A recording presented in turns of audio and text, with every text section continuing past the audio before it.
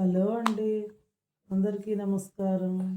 నేను మీకు ఇంతకు ముందర ఒక వీడియోలో నేను చార్ధామ్ యాత్రకి వెళ్ళానని చెప్పి, వెళ్ళి తిరిగి కూడా వచ్చేసానని చెప్పి, జూన్ 10వ తేదీ తిరిగి వచ్చేసాము అని కూడా మీకు చెప్పాను. కాకపోతే నాకు బాగా టైర్డ్ అయిపోయానండి అసలుకి.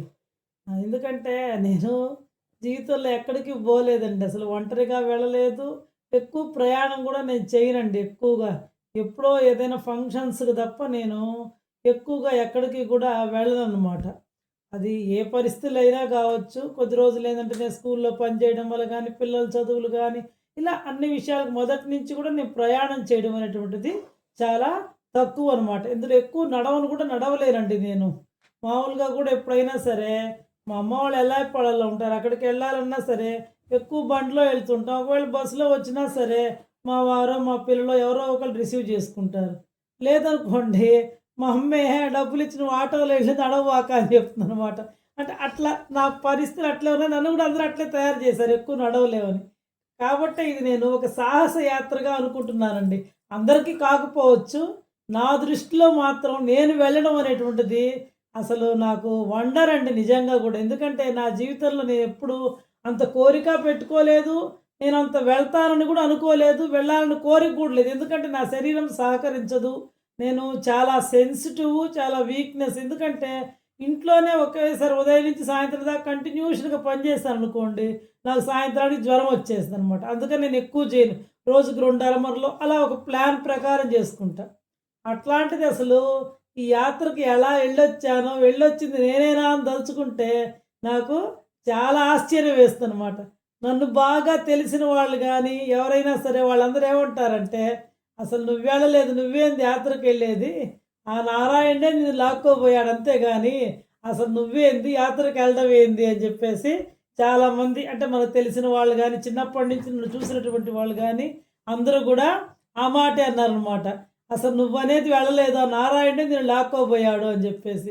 అసలు నేను అనుకోకుండా నారాయణీయంలో చేరడము, వాళ్ళు ఈ ప్రోగ్రామ్‌ని, యాత్రను పెట్టడము, ఫస్ట్ పోదామా? వద్దా? ఎందుకంటే నాకు భయం అనమాట సంశయాత్మకం. ఎప్పుడు అందులో ఒంటరిగా పోలేదు. ఎవరు కుటుంబ సభ్యులు ఎవ్వరు లేకుండా అందులో ఒంటరిగా పోవడం అనేది ఇంకా వండర్ అనమాట. సరే నెల్లూరు నుంచి మా ఫ్రెండ్స్ నాతో పాటు స్కూల్‌లో పనిచేశారు శోభా మేడం అని. వాళ్ళ అబ్బాయి, మేడము, అదేవిధంగా ఇంకొక మేడం కుమారి మేడం వాళ్ళ హస్బెండ్ వాళ్ళు కూడా వస్తామని చెప్పారు. మొత్తం ఐదుగురం కలిసి వెళ్ళామనమాట. కొంచెం ధైర్యం మనకు తెలిసిన వాళ్ళు ఉన్నారు కదా! ఎందుకంటే నారాయణీయం నేను ఆన్‌లైన్‌లో నేర్చుకుంటాను కానీ వాళ్ళతో ఏం నాకు పరిచయం లేదు. ముఖ పరిచయం కూడా లేదు. ఏదో నేర్చుకోవడం, క్లాసులు, పేర్లు వినడం, మనం చదివేటప్పుడు పలానా వాళ్ళు అనుకోవడం అంతేగాని వాళ్ళతో ఏం నాకు ఫ్రెండ్‌షిప్ లేదు, పరిచయం లేదనమాట. సరే ఈ విధంగా అనుకోకుండా వీళ్ళు రావడము, అందరం కలిసి వెళ్తాం అనుకోవడం. అంత ఆశ్చర్యం వేరండి. నిజంగా వెళ్ళిన దాకా కూడా నమ్మకంలే. సరే అట్లాగే వస్తామని చెప్పి అరుణ్ కుమార్ శర్మ అని చెప్పి ఆయనకి చెప్పమన్నారు. ఆయన ట్రైన్‌కి వచ్చే వాళ్ళందరికీ విజయవాడ నుంచి చేస్తామని చెప్పారు. సరే అని మేము ఆయనకి 20,000 పంపిస్తే తీరంతా అయిపోయాక ఇంకొక నెల రోజులుందో, 20 రోజులుందోనండి. తీరా టిక్కెట్లు అవి అడిగితే నేను మీకు బుక్ చేయలేదు. మీరే బుక్ చేసుకుంటారు కదా! అని అన్నాడు ఆయన. అదేంటి సార్ మీకే కదా బుక్ చేస్తాం. మేము ఫస్ట్ జీటీకి చేస్తా అన్నాడు మా అబ్బాయి కూడా. అనుకోని కూడా లేదు. ఎందుకు మళ్ళా మనం ఇబ్బంది పడతాం. ఫస్టు వాళ్ళు ఇంకొక మేడం వాళ్ళ హస్బెండ్ రామని చెప్పారు. నేను శోభా మేడమే అనుకున్నాం అనమాట. మేమిద్దరమే కదా! మళ్ళా కన్‌ఫ్యూజ్ అవుతాం. ఢిల్లీలో ఎన్ని స్టేషన్‌లు ఉంటాయో, ఎక్కడ దిగి ఎక్కడ. అందుకని ఆయనతో పాటు మనం వెళ్దాంలే అని చెప్పేసి వాళ్ళు ఏపీ ఎక్స్‌ప్రెస్‌కి అని చెప్పారు. అంటే 24 తెల్లవారుజామున అంటే తెల్లవారితే 25, 12 దాటితే 25 లెక్కే కదా! 3:15కి అని చెప్పారు. తీరా ఆయన టికెట్లు బుక్ చేయలేదంటే అసలు మాకు చూడండి ఎంత అసలు సరే నేను అనుకున్న పోన్లే ప్రాప్తం లేదని వదిలేసానండి. ఇప్పుడు టెన్షన్ పడ్డా వదిలేసా. సర్లే మనకు ప్రాప్తం లేదని వదిలేసుకున్నా. కానీ మా మేడము వాళ్ళు చాలా టెన్షన్ పడి చివరికి వాళ్ళ అబ్బాయి ఏందంటే దురంతో ఎక్స్‌ప్రెస్‌కున్నాయి మేడం అని అన్నారు. సరే ఆయనేం చెప్పాడు నేను చేస్తానని చెప్పి ఆయన విజయవాడ నుంచి చేశాడు. అవి కన్ఫర్మ్ కాలేదు సీట్లనమాట.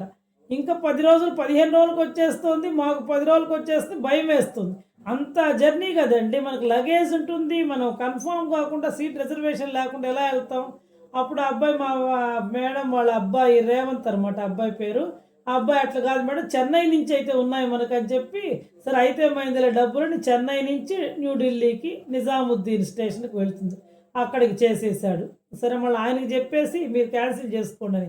సరే చేసుకున్నాం. అట్లా అంతా కూడా ఒక ఆశ్చర్యం అనమాట. సరే ఇంకా ఆరోగ్య విషయానికొస్తే పోయి అప్పటిదాకా బానే ఉందండి. డబ్బులు కట్టిన దాకా బానే ఉంది. ఇంకొక 20 రోజులు, 25 రోజుల ముందర ఏదో మోకాలు నొప్పిగా అనిపించింది లైట్‌గా. సరే నేనెప్పుడు ఎవ్రీ మంత్ చెకప్‌కెళ్తాను గదా! నేను అక్కడికి వెళ్ళినప్పుడు సరే డాక్టర్ ఎప్పుడు చెప్పను ఆ నొప్పికైతే మామూలుగా. సార్ ఇట్లా ఎళ్ళాలి గదా! మళ్ళా ఇబ్బంది పడతానేమోనని జెప్పి, నాకు కొంచెం కాలు నొప్పిగా ఉంది సార్ అని జెప్పాను. సరే ఆయన ఒక టాబ్లెట్ రాసిచ్చాడు అది తగ్గింది. అది తర్వాత మళ్ళీ ఎప్పుడైతే టాబ్లెట్ లేకపోతే మళ్ళీ ఎక్కువయింది. మళ్ళీ చెప్పాను. మళ్ళీ వేరే టాబ్లెట్ రాసిచ్చాడు తగ్గల. సరే మళ్ళీ ఆర్థోపెడిక్ దగ్గరికెళ్ళాను. ఆయన దగ్గర 2 సార్లు చూపిచ్చాను. ఇట్లా వెళ్ళాలి నేను చార్ధామ్ యాత్రకని కూడా చెప్పాను. అయినా తగ్గల. చూడండి ఇదొక టెన్షన్. అయ్యో! డబ్బులు కట్టాను. అసలు చివరికి నేను మానేస్తాను. నేను రానని చెప్పి మా ఫ్రెండ్‌కి కూడా చెప్పా. కానీ ఆవిడ అట్ట కాదులే మేడం రండి. చూడండి ప్రాప్తం అనేది ఉంటే భగవంతుడు ఆ పరమాత్మ మనల్ని రప్పించుకోవాలనుకుంటే ఎంత ఇదో అసలు నాకు పోయేదాకా నమ్మకం లేదండి. మీరు నమ్మండి, నమ్మకపోండి. సరే ఆయన ఏం కాదులే అండి వెళ్ళిరండి ఈ టాబ్లెట్లు ఇస్తాను కదా అన్నాడు. సరే మొత్తానికి ధైర్యం చేసి వెళ్ళామనమాట. అంటే ఇక్కడ మేము 6 గంటలకు 6:30 ట్రైన్ ఎక్కాం నెల్లూరులో. అదే విక్రమసింహపురి. అది వెళ్ళేటప్పటికి 10:30, 11 అవుతుంది. మాకు అక్కడ 12:10కి ట్రైన్ అనమాట. 12:30కో 12:20కో ట్రైన్. సరే వెళ్ళాము. మా అబ్బాయి కూడా వచ్చాడండి. అక్కడ దిగి అందరం కలిసి వెళ్ళాము. అక్కడ దించారు. అక్కడికి విజయవాడ స్టేషన్‌కి వాళ్ళు దిగామండి. అక్కడికి మా చెల్లెలు, కూతురాళ్ళు కూడా వచ్చారు నన్ను ట్రైన్ ఎక్కించడానికి. అందరూ కలిసి ట్రైన్ ఎక్కిచ్చేశారు. చిన్నగా నెక్స్ట్ డే 10:40 కల్లా మేము 10:30 కల్లా ఢిల్లీలో దిగాము. ఇంక ఇవన్నీ మామూలే కదండీ! స్టేషన్‌కి వాళ్ళ బస్సు వచ్చింది. బస్సులో హరిద్వార్‌కి వెళ్ళామండి. హరిద్వార్‌కి వెళ్ళేటప్పుడు సాయంత్రం 4 అయింది. ఇక ఫ్రెష్ అప్ అవ్వడం, ఆ రోజంతా రెస్ట్ తీసుకున్నాం. తెల్లవారి మాకు హరిద్వార్‌లో అసలు మెయిన్ నేను పోవడానికి కారణం ఏంది అంటే అసలు యాత్రకి నేను నారాయణీయ నేర్చుకుంటున్నా కదా! ఈ హరిద్వార్ అనేటువంటి పట్టణానికి మాయాపురం అనేటువంటి పేరనమాట. అంటే సప్తమోక్షపురాల్లో ఇది కూడా ఒకటి. మనకు అయోధ్య, మధుర, మాయా, కాశీ ఉన్నాయి కదా! అట్లాంటి సప్తమోక్షపురి నగరాల్లో ఈ హరిద్వార్, ఈ మాయాపురం అనే పట్టణం కూడా ఒకటి. అక్కడ ఈ నారాయణీయం పారాయణ అనేటువంటిది చేయడం జరిగిందనమాట. అదెప్పుడు చేశాము అంటే 27 అంటే 26 సాయంత్రానికి మేము హరిద్వార్ చేరుకున్నాం. ఆ రోజంతా రెస్ట్ తీసుకొని, ఆ సాయంత్రం 7 గంటలప్పుడు అందరం మీట్ అయ్యి, అందరం చక్కగా మాట్లాడుకున్నాం. ఆ తెల్లవారి అంటే మేము స్టే చేసింది ఒక రాధాకృష్ణ మందిరం ఉంటుందండి. దాని చుట్టూ రూములుంటాయనమాట. అది కూడా ఒక అద్భుతంగా నారాయణీయం విష్ణుమూర్తికి సంబంధించింది కాబట్టి అక్కడ అనుకోకుండా ఆ రాధాకృష్ణ మందిరం ఉంది. అక్కడే శివలింగం ఉంది. అన్నీ ఉన్నాయన్నమాట చక్కగా. సరే నెక్స్ట్ డే 27వ తేదీ మేము గంగా స్నానం చేసామండి. ఉదయాన్నే వెళ్ళి హరిద్వార్‌లో సంకల్పం చెప్పుకొని చక్కగా గంగా స్నానం చేసి, మళ్ళా ఇంటికొచ్చి మీకు చెప్పాను ఎప్పుడు నదిలో స్నానం చేయాలంటే ఇంట్లో చేసే వెళ్ళామండి మేము. ఇంట్లో చేసి అక్కడ మళ్ళీ సంకల్పం చెప్పుకొని గంగా స్నానం చేసి, మళ్ళా ఇంటి రూమ్‌కొచ్చేసి ఫ్రెష్ అప్ అయిపోయి ఉదయం 9 గంటలకి నారాయణీయం పారాయణ అనేటువంటిది మొదలైంది. ఫస్ట్ మామూలు గణపతి పూజ ఇదే ఉంటది. విష్ణు సహస్రనామ పారాయణ.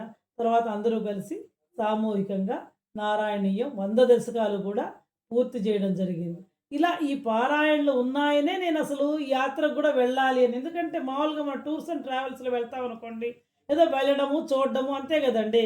ఇంకా అదేం ఉండదు గదా మనకి. కాబట్టి ఇట్లా ఉన్నాయి ప్రతి చోట పారాయణలని చెప్పే నా మనసుకు గూడా ఆ భగవంతుడి పట్ల అంతో ఇంతో మక్కువ ఉంది గాబట్టి వెళ్ళాలని మనసులో సంకల్పం జరిగింది. ఆ పరమాత్మ ముందర నన్ను తీసుకోబోయాడండి. సరే ఆ రోజంతా చక్కగా అయిపోయింది. ఆ సాయంత్రం మేము మళ్ళా గంగా హారతికెళ్ళొచ్చాము. ఇంకా ఆ తెల్లవారు నెక్స్ట్ డే అంటే 28 ఆ రోజొచ్చి అంతా సైట్ సీయింగ్ చూపిచ్చారు హరిద్వార్‌లో. అంటే ఉంటాయి గదా! ఒక 5, 6 మందిని కలిపి ఒక ఆటో షేర్ చేసి అతనే ఆ tours S V tours and travels తరఫున వెళ్ళామండి మేము. అక్కడి నుంచి ఢిల్లీ నుంచి ఎస్‌వి టూర్స్ అండ్ ట్రావెల్స్ అనమాట వాళ్ళే అంతా. సరే అని ఆయన మాట్లాడి అన్నీ చూసొచ్చాం. హరిద్వార్‌లో ఉన్నటువంటి ఈ మానసాదేవి, చండికాదేవి, రోప్ వేలో వెళ్ళాలనమాట వాటికి. ఇంకా అదే విధంగా ఇవి ఉంటాయి మాయాపుర గ్రామ దేవత అనమాట. దేవత అవి ఇంకా మళ్ళీ ఆ రోజు కూడా గంగా హారతికెళ్ళాము. అయిపోయిందనమాట. హరిద్వార్‌లో మొత్తం మేము 3 డేస్, 3 నైట్స్ ఉన్నామనమాట. ఇంకా మూడో రోజు తెల్లవారుజామునే 3:30 కల్లా లేచి అందరూ రెడీ అయిపోండి. 4:30 కల్లా బస్సు బయలుదేరి బదరీకి వెళ్తుంది అని చెప్పడం జరిగిందనమాట. ఈ విధంగా హరిద్వార్‌లో మాత్రం ఆ నారాయణీయం పారాయణ అండి. అసలు అప్పటిదాకా ముందు రోజైతే ఎంత ఎండుండిందోనండి అసలు. 26వ తేదీ మేము దిగినప్పుడైతే చెమట, భయంకరమైన ఎండ. 27వ తేదీ అండి పారాయణ మొదలుపెట్టినప్పుడు అంటే అక్కడ కూర్చోడానికి కొంచెం పెద్ద స్థలం లేదు. అక్కడ ఓపెన్‌గా ఉంటుందనమాట. కానీ పారాయణ మొదలుపెట్టి అయిపోయేదాకా మధ్యాహ్నం 2 గంటల దాకా ఎండ లేదండి. అనుకోకుండా మబ్బులు చల్లగా అట్లా అని వర్షము లేదు. చాలా ఆహ్లాదంగా అంటే పరమాత్మ అనేది మన సంకల్పం దృఢంగా ఉంటే ఎలా అనుగ్రహిస్తాడో అనేటువంటిది నాకు ఆ రోజు నేను ప్రత్యక్షంగా చూశానండి. ఆ తర్వాత మళ్ళీ ఎండ విపరీతంగా వచ్చిందండి పారాయణ పూర్తయిన తర్వాత. ఈ విధంగా 28వ తేదీ మేమంతా ఆ రోజు సైట్ సీయింగ్ అక్కడ హరిద్వార్‌లో ఉండేటువంటి ముఖ్యమైన ప్రదేశాలన్నిటిని కూడా చూసుకొని, ఆ రాత్రికి పండుకొని తెల్లవారుజామున లేచి మళ్ళా బదరీకి బయలుదేరామండి. మిగిలిన విశేషాలని నేను మీకు ఇంకొక వీడియోలో తెలియజేస్తాను.